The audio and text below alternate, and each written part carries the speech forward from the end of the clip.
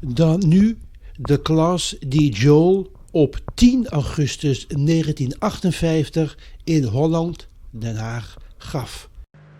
Our good friend Isabel asked me to speak to you this evening. Those who are students of the Infinite Way, those who have been through classes.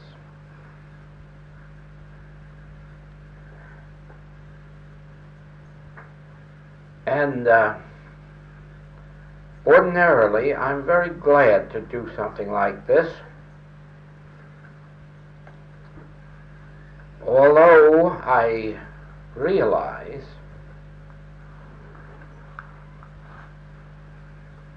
that by this I will probably lose some friends.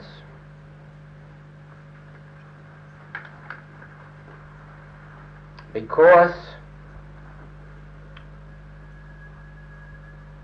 when a work like this begins, that we are meeting here tonight to do,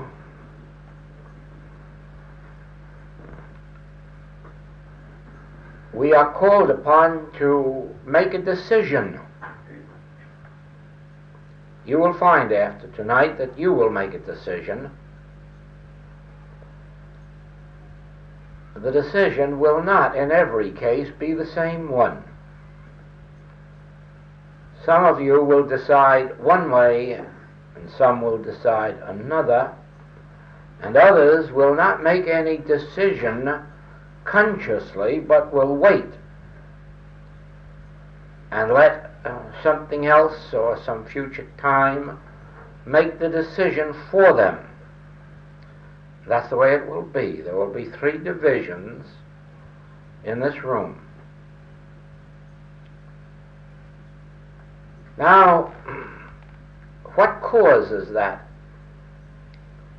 What causes any time to arise in our lives when we are called upon to make decisions? Well, it's just this.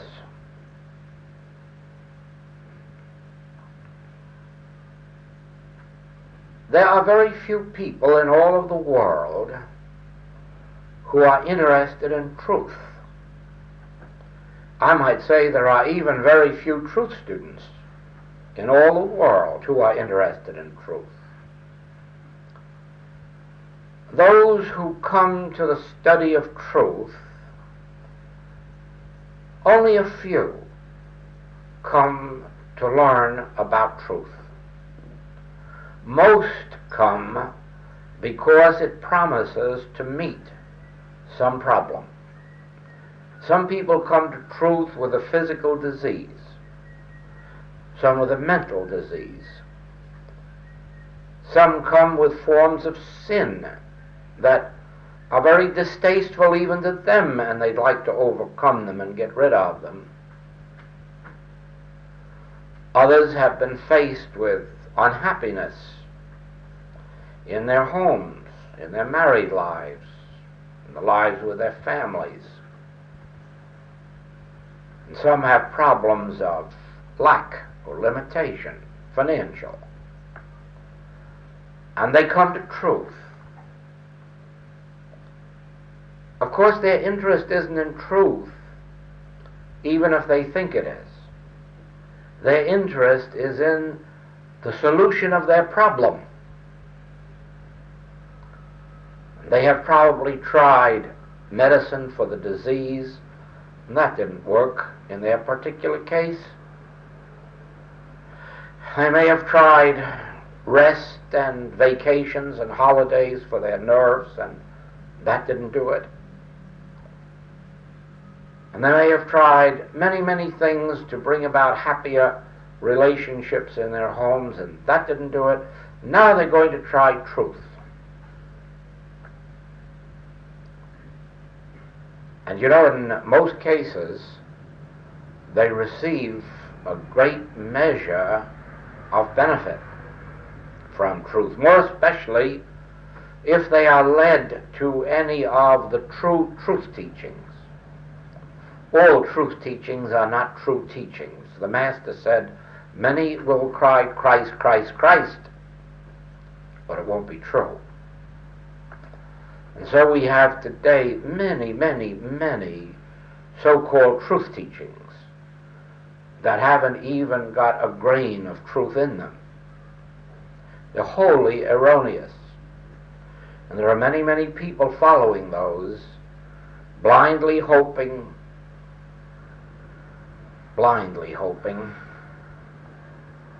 Now, those who are led to the real truth teachings find a tremendous benefit.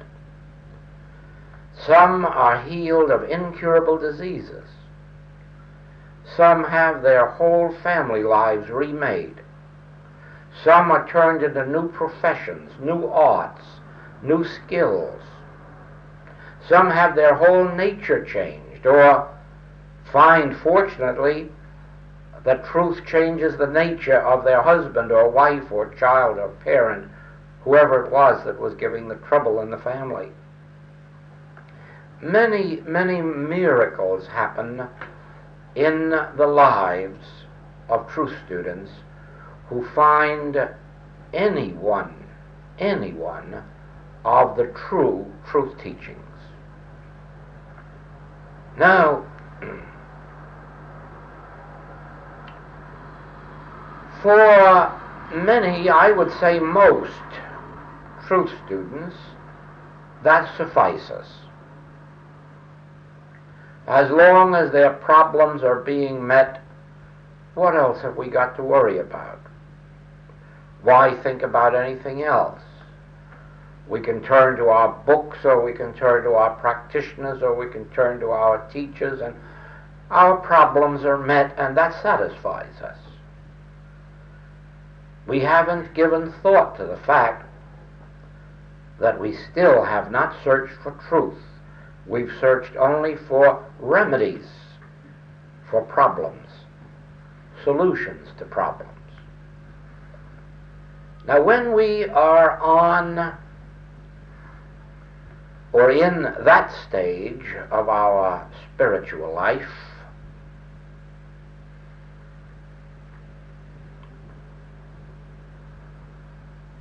those who find, well, let me say, for instance, Christian Science, they are satisfied that they have found a teaching that is meeting their needs, and very, very rarely do they seek for any other teaching. They have found the one that meets their needs, and they remain in it. And of course they are encouraged to do that, and they are given enough literature to keep them occupied and enough activity to keep them occupied, so their thought does not go into searching in other directions.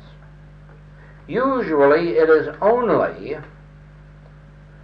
if, as sometimes happens, that Christian Science doesn't meet some particular need of an individual, that they may go and seek something else. Now, it isn't the usual thing, it's the unusual thing. However, in all of the other metaphysical approaches to life, that is not true.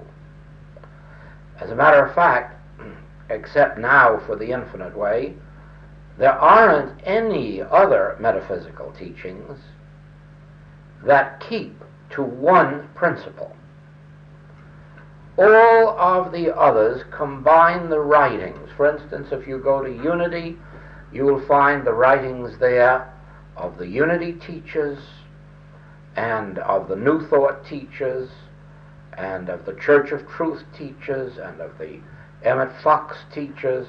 Oh, you'll find a half a dozen different approaches to truth, and yet they're all found in the Unity centers. If you go to any of the New Thought movements, any of them, you'll find anywhere from 6 to 20 different teachings. You'll find unity on their table, and then you'll find mind science on their table, and you'll find psychology and psychiatry, sometimes even a little fortune telling. And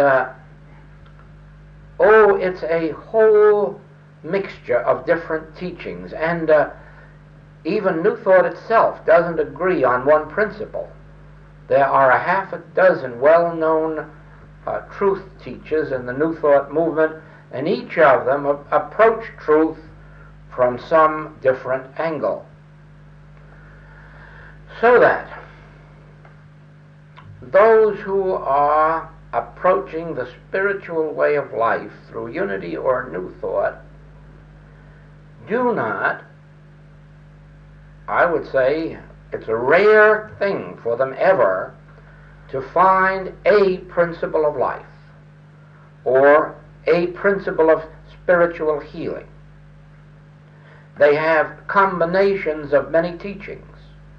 They have a little of this direction and a little of that direction. But if you were to ask the average truth student, what is the principle by which you live, and ask them to write an essay on it, I'm sure that only in the very rarest case, and I really think it's so rare as to be almost negligible, would you find a paper that could write out a definite, specific principle of life. You would find yourself probably writing, without knowing it, something that Emily Cady said in one book, or Mr. Hamblin said in another book, or Mr. Fillmore or Mrs. Fillmore said in another book, and somebody else said in another book, and you would never realize that you are not stating a principle of life, but that you are writing or speaking just a combination of quotations from a lot of different sources. Now, so far as a person's normal, everyday human life is concerned, it really doesn't make any difference. If an individual doesn't know any truth, it isn't too harmful in their human life. They know a smattering of this and a smattering of that, and a little soupçon of this and a little of that, and altogether they're able to meet their headaches and their rheumatism and find a little peace and happiness in the world, and they go through life contentedly. I could point out to you that somewhat the same condition exists even in Christian Science. That if you were to ask an average Christian Scientist what is the principle of Christian Science, I know that you couldn't find 1 in 1,000 who knew. And why? Well, on one page of their writings, it says that the procuring cause and foundation of all disease is ignorance, sin, and fear. And there are so many passages in the books that show that you must first heal fear before you can heal the disease, and of course you must heal sin before you can do anything else. And you find that there is a well-defined principle running through the writings to the effect that ignorance, sin, and fear is the procuring cause and foundation of all disease. Ah, yes. But then 8 pages later, there is another passage that says, neither disease itself, sin, nor fear has the power to cause disease or a relapse. And then if you were to go through the writings, you'd find that there is a well-defined principle that runs all through the books, saying that fear isn't a power and sin isn't a power. I can quote one such. Can a condition that has been healed in Christian Science return through sin or fear? Your answer is no. Well-defined principle that runs all through the books, saying that fear isn't a power and sin isn't a power. I can quote one such. Can a condition that has been healed in Christian Science return through sin or fear? Your answer is no. Neither sin nor fear can bring on disease or bring back disease, since there is in reality no disease. Do you see that? Now, that is why some Christian Scientists leave Christian Scientists, because they never resolve in their own minds which of those teachings is correct. Do you see that? Now,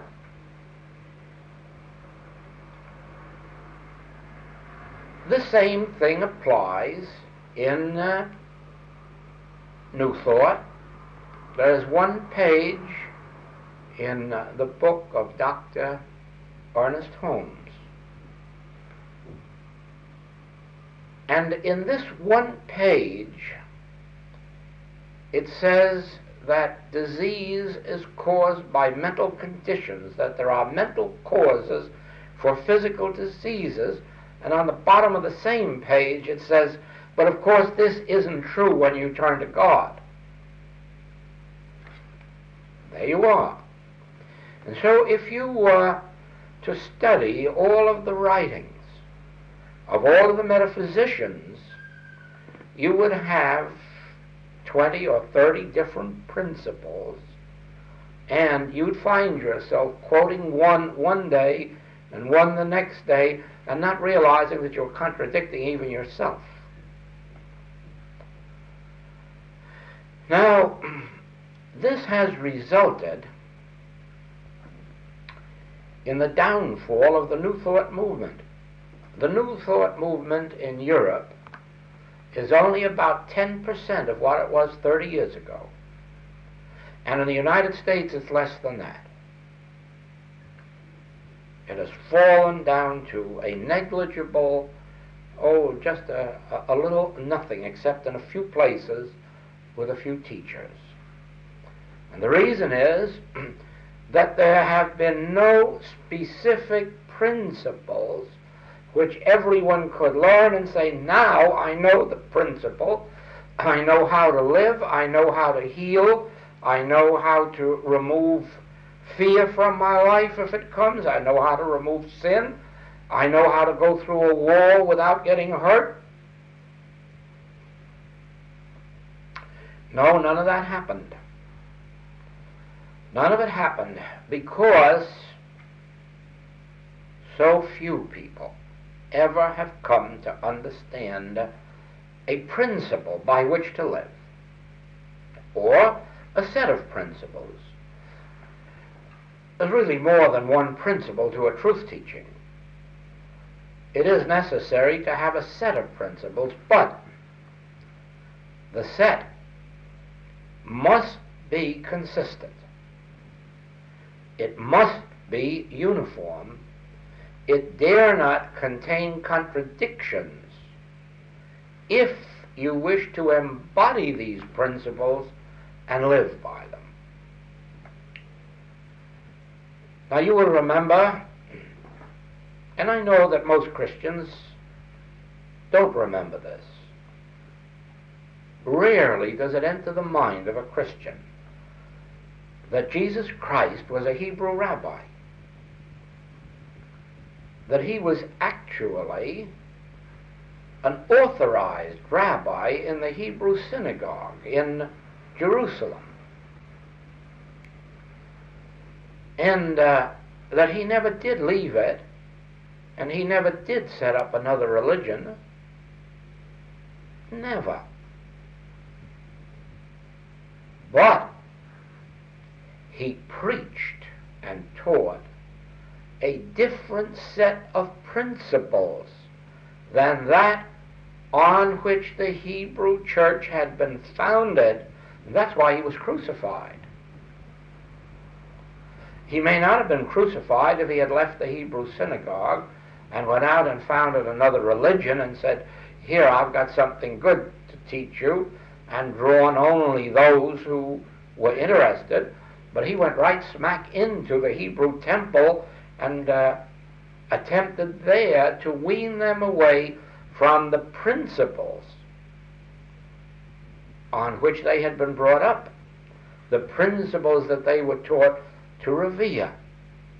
For this he was crucified. Now I bring this to your attention for this reason.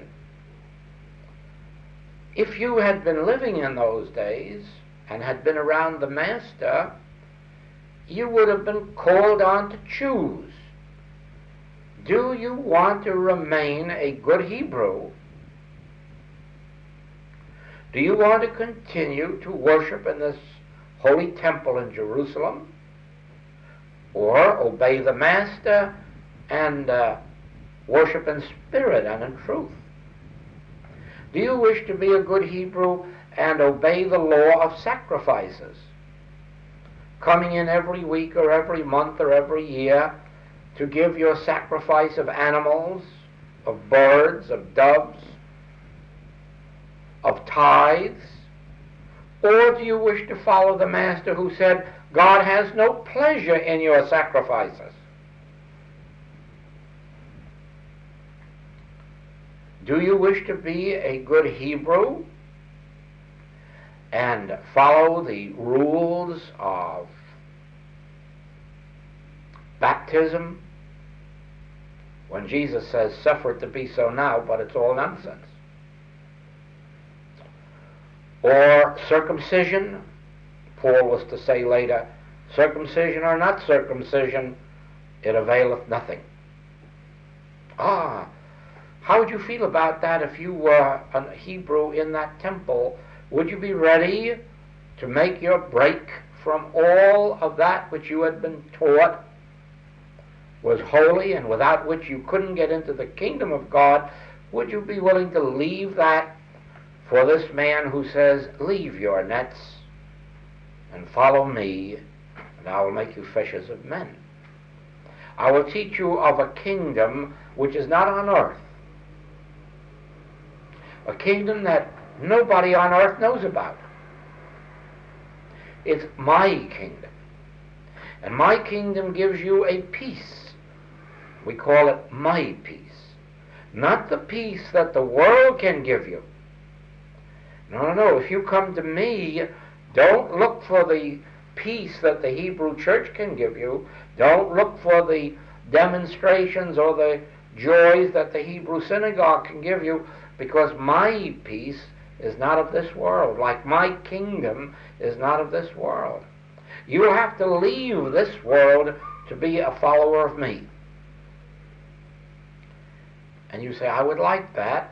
And then he turns around and says, yes, but you must leave your mother and your brother and your sister and your father too, because they won't like this way. And that's where many turn back and say, not that far. No, Master, not that far. I might leave my church for you, but I won't leave my family.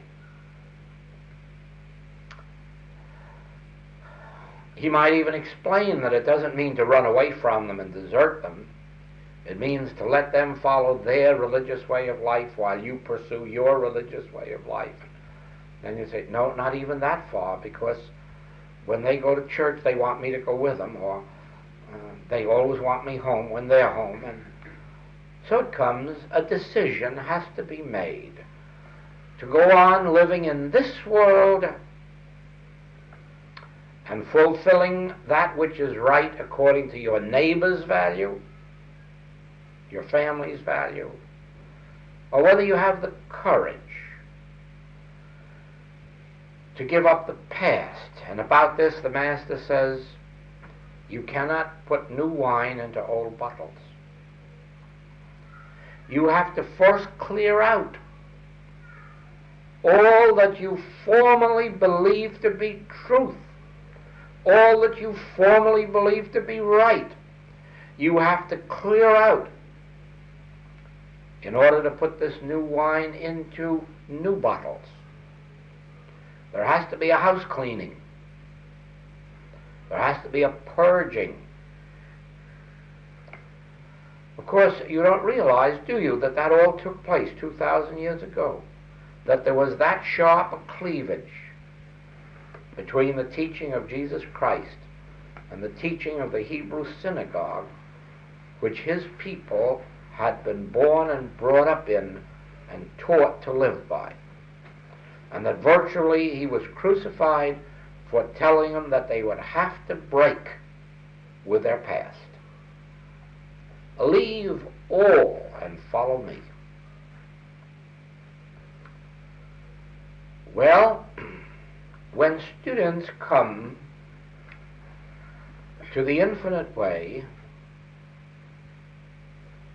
they rarely, if ever, perceive that the principles of the infinite way are unique, that they are not to be found in other teachings. They are fooled because we use the same language that every religion does. We use God and Christ and Spirit and prayer and treatment. We use all the words that you're accustomed to, and not one of them has the same meaning, and in many cases we don't even believe in the very things we're talking about. Very few perceive that. And that is why it makes no difference, really, because at first they're not seeking to learn the principles of the infinite way. They're seeking to have their problem solved. It is only a rare occasion when some person comes to me and says, I have no problems. No problems that I know about. I'm just eager to find God, and I've read something in your books that makes me feel you can show me the way. Oh, that's very rare. Usually it is, oh, I've read something that you've said and it's beautiful.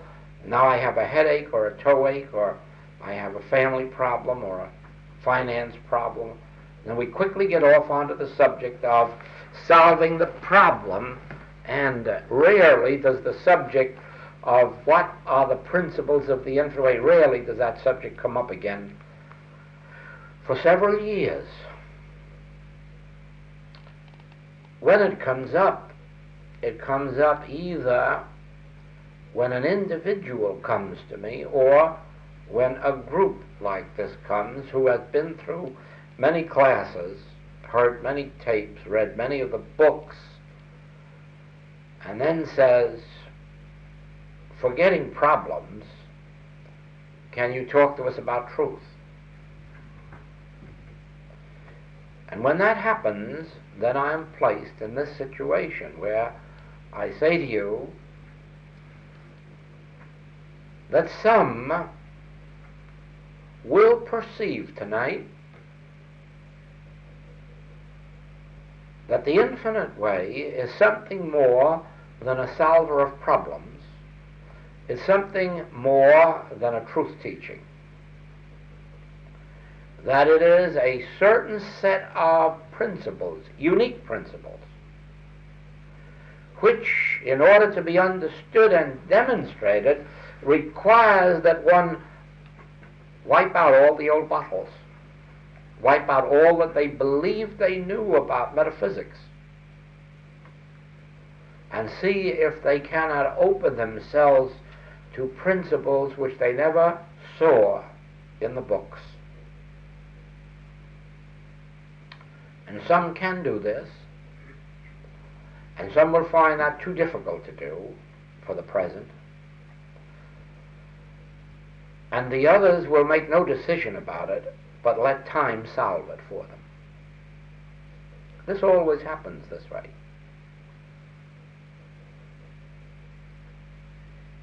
You know it isn't easy to break with our past. It's more difficult to break with our religious past than it is to break with our national past.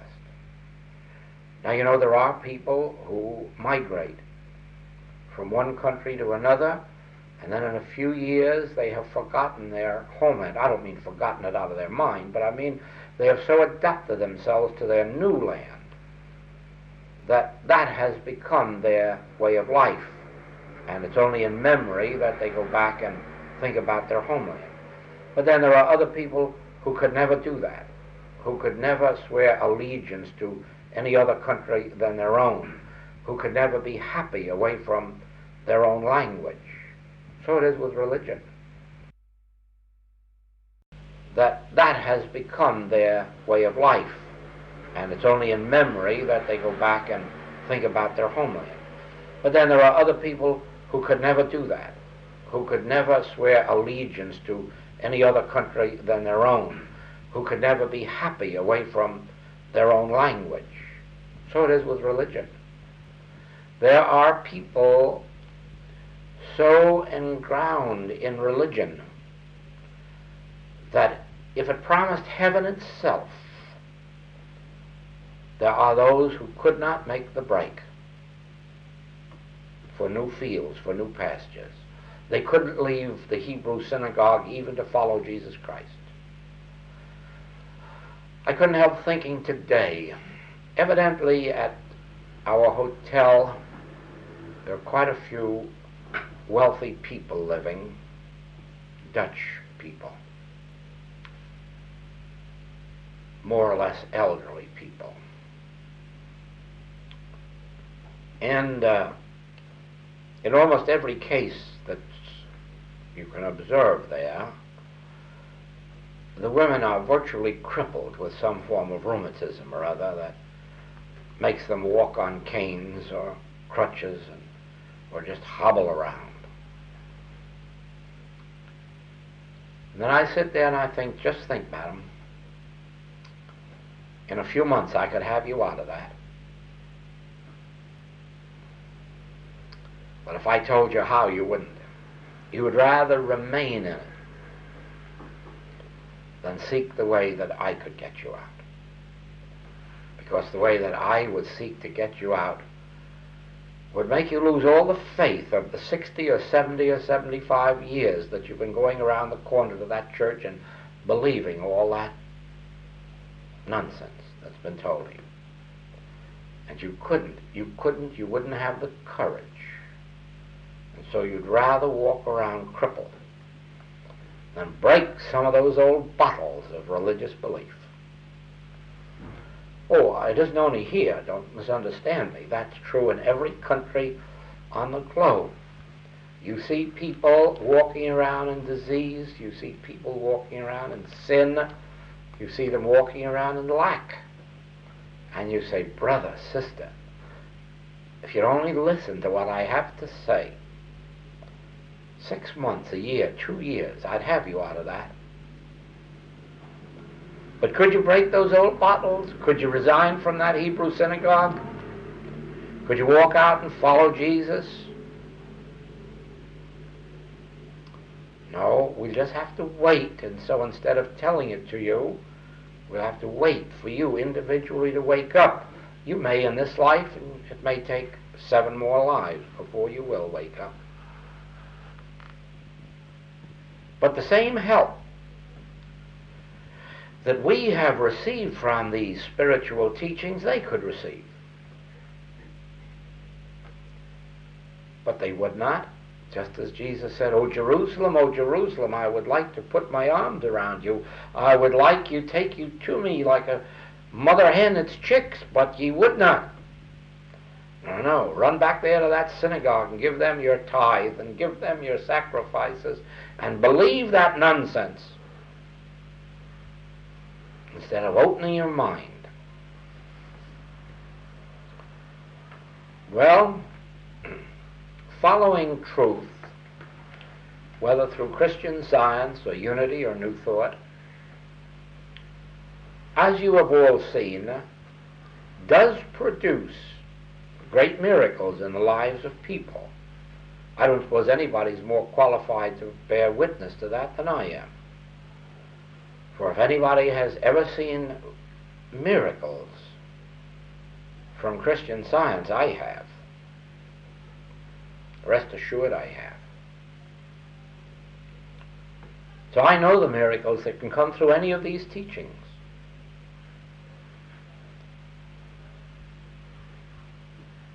But for me there comes a higher stage than miracles, than just having diseases healed or lack healed or sins healed.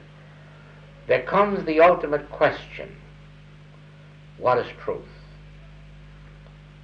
What is God? And that's what separated me from all teachings, because I wasn't interested in teachings. I was interested in the principle of life. I wasn't interested in holidays or holy days.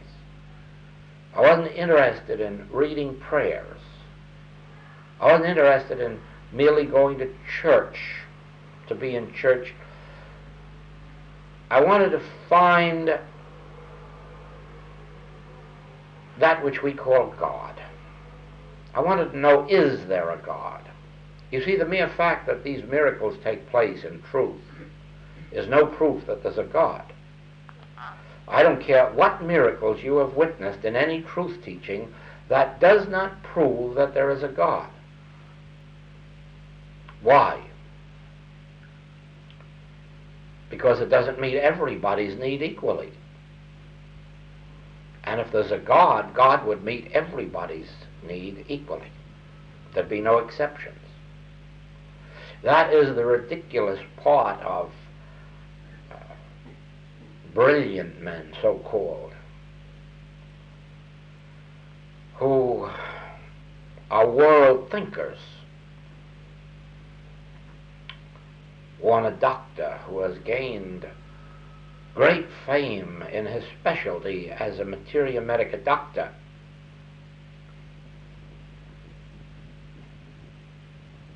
and it shows that he must have a tremendous intelligence in his own field to have attained his great fame.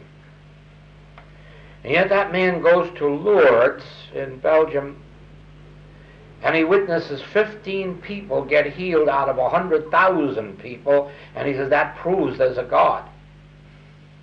To me, that would prove there's no God. A God who forgets 99,985. That's no proof to me that there's a God.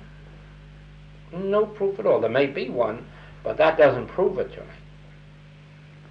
It doesn't prove it to me that one person goes to some truth teaching and gets healed of an incurable disease, and 6 other people go to the same teaching and don't get healed. That doesn't prove to me they have found God. It proves to me that some miracles have taken place. It proves to me that something unusual has taken place. But it isn't a proof yet of God. Because what I expect of a God is that God is no respecter of persons. What I expect of God is that when we discover God, we will discover that which is without change. Never changes, yesterday, today, or tomorrow. That which knows no such thing as sin, disease, death, old age, lack, or limitation. When we discover God, we will discover eternal harmony. So while we will acknowledge the great healings, even of materia medica, that doesn't prove there's a God. That just proves there's some clever doctors and devoted ones. The mere fact that there are healings in New Thought, Christian Science, Unity, doesn't prove that there's a God. It proves that they've discovered something or other that heals, sometimes. So there must be a further step. To me, those miracles that we witness in New Thought are merely signs pointing the way, saying, yes, yes, these are miracles, and they show you that there's something, but you haven't found the something yet. You'll have to go further than just witnessing miracles to say that you have found God. You'll have to go into the realm of my kingdom, where my peace is found, and where there's no deviation from it. And so it was that the infinite way evolved. Now the infinite way can say, like these other teachings, that many miracles take place in it. Miracles of healing, miracles of supply, miracles of family relationships, miracles of business relationships, miracles of the overcoming or healing of sin, false appetites. Oh yes, but that's only one of its functions. One of its functions. And one of the functions that sometimes cause us a lot of heartaches and grief, because we have experiences like these that so often happen. Somebody writes for help, and then you don't hear from them for 2 years, and then they write, oh, I wrote you for help 2 years ago and had an instantaneous healing, and now I have another ailment.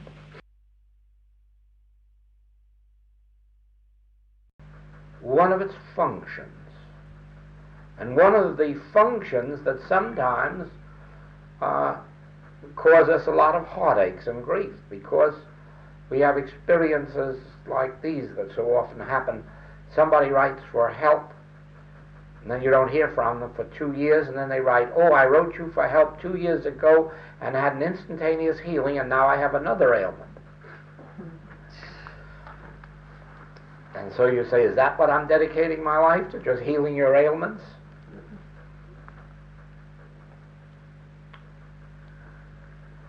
You witness others who have really miracle experiences in their lives, and yet they won't give up their lives to follow it and help others to have those same miracles. No, they want to continue, and do continue, in their same way of life, just benefiting themselves or those close to them to whatever extent they can by whatever they've learned. But none of those things are our final goal. Our final goal is to reveal to those who are interested that there is a kingdom of God, and that it's closer than breathing, nearer than hands and feet, and absolutely available to you and me individually. That there is another dimension of life. We call it a fourth dimension, or a Christ dimension, where man does not live by bread alone, but by every word that proceedeth out of the mouth of God. There is a dimension of life which is not lived by might or by power. Neither physical might enters it, nor mental powers. It doesn't require physical might, it doesn't require mental powers, but by my Spirit. There is such a place. There is such a state of consciousness. It's the only reason that Jesus permitted himself to be crucified. He had to, in one way or another, forcibly let the people know that he wasn't just preaching a little different type of Hebrew religion, or a different grade of Judaism, that he was absolutely trying to divorce them from everything that constituted being a Hebrew. He even went so far in the Sermon on the Mount to show the vast differences between the Hebrew faith and his new teaching. Ye have heard it said of old. And then he gave you what was the orthodox Hebrew teaching. And then he said, but I say unto you. And then he gave you something that was so startling that the Hebrew church didn't rest until it crucified him for it. But did his followers believe him? Did they understand him? Did they accept him? And the answer is no, only in a slight degree. Judas betrayed him. Peter doubted, Thomas doubted him, and Peter denied him. Not one of them were willing to give up baptism. Not one of them were willing to give up circumcision. Not one of them were willing to give up their dietetic laws of not eating this or not eating that. Not one of them were really and truly willing to leave their Hebrew faith, nor did they during his time on earth. It was years and years later when Peter got around to finally deciding, oh yes, we don't need baptism and we don't need circumcision, and also we don't any longer live by dietetic laws. And some of them never did. At least 4 of the disciples, to the end of their days on earth, refused to accept those teachings. They insisted on holding on to baptism, to circumcision, and to the dietetic laws. In fact, they even put Paul on trial for going out to preach to the Gentiles, because according to them, only Jews were worthy. Perhaps you didn't know that in those 30 years after the crucifixion of the Master, that you couldn't become a follower of the Christ unless you first became a Hebrew. Oh, nobody was accepted into the Christian fellowship unless they were a Hebrew. Paul started the change. Paul it was who went out to the Gentiles. Why, his own, the disciples of the Master, were his worst enemies. They fought him all up and down the world for daring to give this world to the Gentiles. That was a horrible thing to do. This is only for us Jews. Paul broke that down. After years and years of fighting with Peter, he finally convinced Peter that Christianity was better than Judaism. Yet Peter had the advantage of 3 years with the Master. But he hadn't seen the difference between Judaism and Christianity. He hadn't seen what you had to give up in order to gain. He wasn't able to clean out those old bottles to make way for the new. And that's why Christianity had a slow start. It didn't have any Christians to promote it. It had only Hebrews. And those who remained convinced that the Hebrew faith was all right if we just add a little bit to it that Jesus is talking about. And he didn't mean that. He didn't mean that at all. When we embark on the spiritual path, I must say to you that we leave the domain of the physical realm and the mental realm. We no longer rely on material powers or on mental powers. We neither accept right thinking or wrong thinking. We do not transfer our faith from a bottle of medicine to a right thought. We do not transfer our faith from a plaster to an affirmation. When we come to the spiritual path, we forsake both the material and the mental. Now, do not misunderstand this. This does not mean that somehow you live without a body or without thinking. This does not mean that you give up your body or your mind. It means that your body and your physical strength and all your physical powers are necessary and are used for their rightful functions in life, and so your mental powers.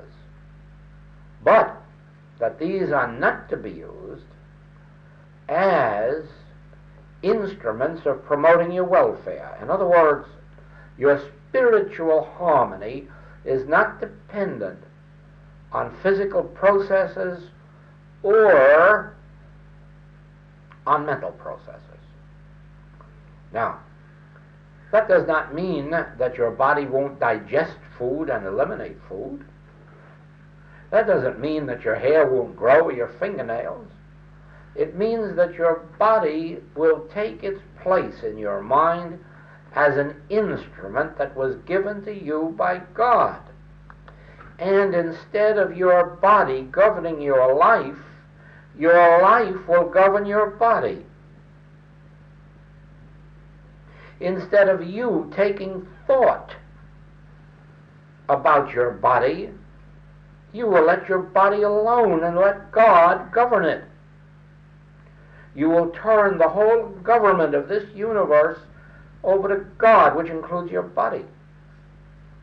And you won't be afraid of what your body can do to you, because God gave you dominion over everything on earth, and that means your body. God didn't give your body dominion over you. God didn't give food dominion over you. God didn't give medicine dominion over you. God gave you dominion. God didn't even give the stars dominion over you, although a lot of people give the stars dominion over themselves. God didn't do it. God gave you dominion over the stars. Everything in the sky, everything in the air, everything on earth and everything beneath the earth, to you, God gave dominion. And when you enter the spiritual path, you assert that dominion. And you begin to live as if that were true. Body, God gave you to me for an instrument. I don't have to be ashamed of you. Even God says, who told you you were naked? Don't be ashamed of your body. God gave you this body, and He gave it to you for a good purpose. Normal purposes, useful purposes. Live with it. But don't let it live your life. You live its life. Don't let it tell you what it wants to do. You learn to let God function it and govern it. And that's a change that nobody can make for you. You can read all this in my books from now to doomsday, but it won't make the change for you. You have to see this in the writings and then say, good, from now on I train myself, I discipline myself, that every time the body talks to me that I talk back and say, uh-oh, I don't live by bodies. My body lives by me. I do not live by bread alone, by every word that proceedeth out of the mouth of God. So it is, you see. Oh, yes. The weather claims dominion, and the climate claims dominion, and the food claims dominion. Reading my books won't change that. But if you find in those books this principle, that my body isn't governed by climate or weather or food, my body is governed by God, the Father within me, in time you make the transition. And one of these days you'll find your body is doing what it should do and won't be answering back. Claims dominion, and the climate claims dominion, and the food claims dominion. Reading my books won't change that. But if you find in those books this principle, that my body isn't governed by climate or weather or food, my body is governed by God, the Father within me, in time you make the transition. And one of these days you'll find your body is doing what it should do and won't be answering back. But that's a period of training. And that's why I say, if you don't know these principles, and you don't if you're following a half a dozen different teachings, you don't know these principles, you don't come across them, they don't register with you. But when you concentrate, you'll find these principles, and then you learn that reading them in my books won't do much for you. It's what you do with them. Because cold print wasn't given dominion over your life either, even if it's got truth behind it. It is you who were given dominion, and you who can take a truth and work with it. So it will be that you will discover that in this infinite way you have what we call principles. We sum it all up as the correct letter of truth. That means a certain set of principles, most of which are to be found no other place than in the message of the infinite way, although some are hinted at here and there or touched on lightly. But as absolute principles, they're brought to a focus in this message of the infinite way. Then when they're known, they have to be practiced until we become perfect with them. It is no more possible to live the infinite way by merely reading its books than it is possible to play piano by reading books of instructions on piano playing. The books of instructions are merely steps leading up to practice, application. And so the infinite way writings are nothing but tools, instruments. And kept that way, there'll never be anything more. But if you take them and use them and apply them in accord with the teachings that are involved, you will come to the place where you see that you are forsaking your dependence on material means of all kinds and placing your utter and complete reliance in God. And you'll find that in doing that, you also give up every bit of reliance you ever had in right thinking, in right thoughts, in mental truths, in affirmations. You see, until the day comes when we are wholly God-governed, we're really just doing things for ourselves and getting by as best we can with whatever understanding we can. But that mustn't always be, because that was not our primal estate when we were in the Garden of Eden. When we were in the Garden of Eden, we did not have to take thought what we shall eat, drink, or wherewithal we shall be clothed. We did not have to take thought of how we shall live or why. All we had to do was just wake up and let God govern, because we were in the Garden of Eden where God was ruling the world. But when man decided that he had a mind of his own and he began to use it, then he found himself outside of the Garden of Eden, earning his living by the sweat of his brow and bringing forth his family with pain and strife and trouble. And as the centuries rolled by, families seemed to be giving more trouble all the time. At least so the papers would tell us. Now, the infinite way is not an easy way of life. And not only is it not an easy way of life, but for those who take it very seriously, there can be quite a lot of upsets in it, because it's a breaking with our past.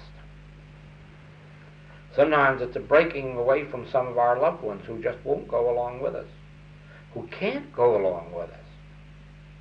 And then we have to decide whether we'll give up the kingdom of heaven for this relative, or whether we'll give up this relative for the kingdom of heaven.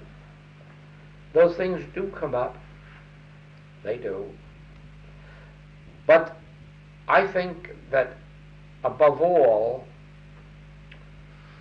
the greatest problem that comes to the serious student of the infinite way is the battle that he has with himself. Because in the end, the one that he has to give up is himself. He has to learn what Paul means by dying daily and being reborn. Those are not figures of speech in a book. Those are actual experiences. Dying daily, being reborn, or being crucified as Jesus was. None of us avoids that experience of crucifixion. Only we don't get nailed to a cross out there, we get nailed to the cross within ourselves. When we find ourselves committing suicide to the man we were yesterday, the beliefs we held yesterday, or when we find them being torn away from us, little by little. There's where the difficulty comes in. It's far less danger of having to give up people in the outside world than it is having to give up the people inside of us. The concepts that we entertain of people. You know how psychology would have you think that you're very clever because you always know who an honest man is and an honest woman and a sincere one and a just one and an unjust one, and for that reason you like this one and don't like this one and very much hate this one and avoid this one. And then you have to learn that you have to give up all of that cleverness.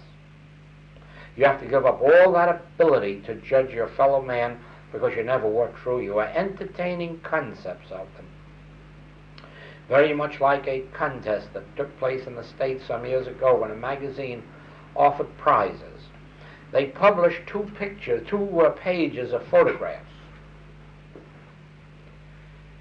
And some of these people were nationally and internationally known people of great, great integrity, and others were thieves and prisoners in penitentiaries. And you were supposed to pick which were the criminals and which were the good ones. You'd be surprised what a mess was made of it. But each one of us is guilty of that same thing. We look at a face and we say, I like that face. I trust it. You know what happens so many times too? Yes, indeed. We, if we are on the spiritual path, we have to learn to stop all that. And we have to look behind the eye of every individual and realize, I know thee who thou art. Thou art the Christ, the Son of the living God. Sometimes we swallow hard here when we do that because we don't like it. We don't like it because our human mentality tells us this isn't so. But we have to stick to our spiritual realization. So it is we see a sick person and we have to say, I don't believe it. I don't believe it. I can't accept it.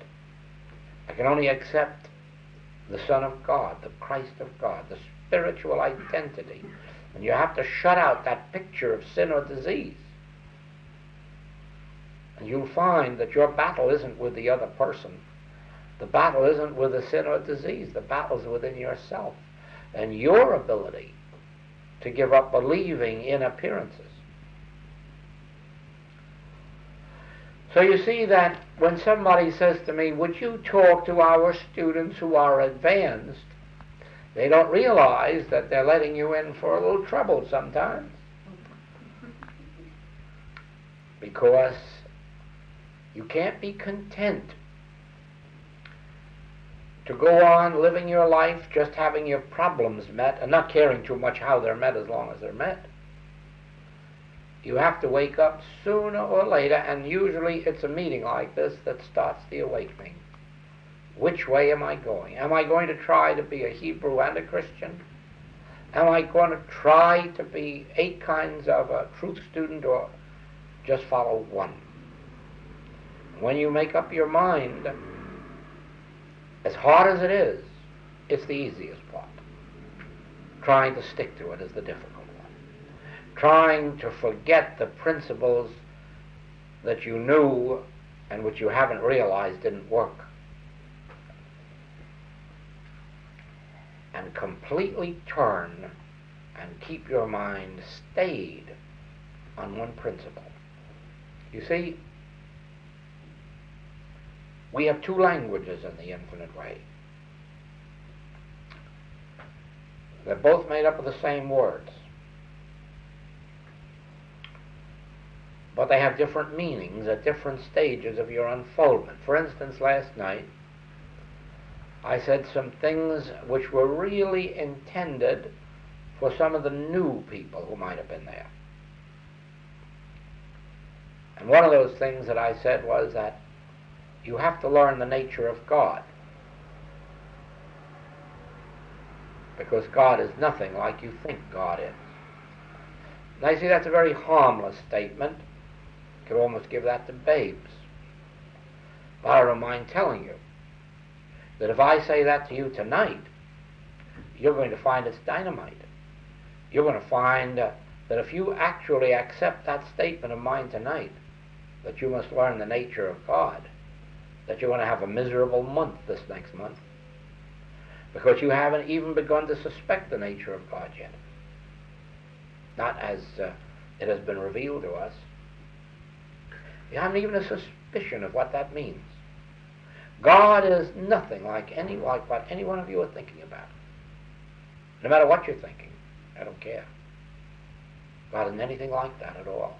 And when you start to find out what God is like, you're going to find it difficult to accept, because it isn't the picture that was painted to you. Not in church and not in metaphysics. It's entirely, you're going to find a God that you can't pray to.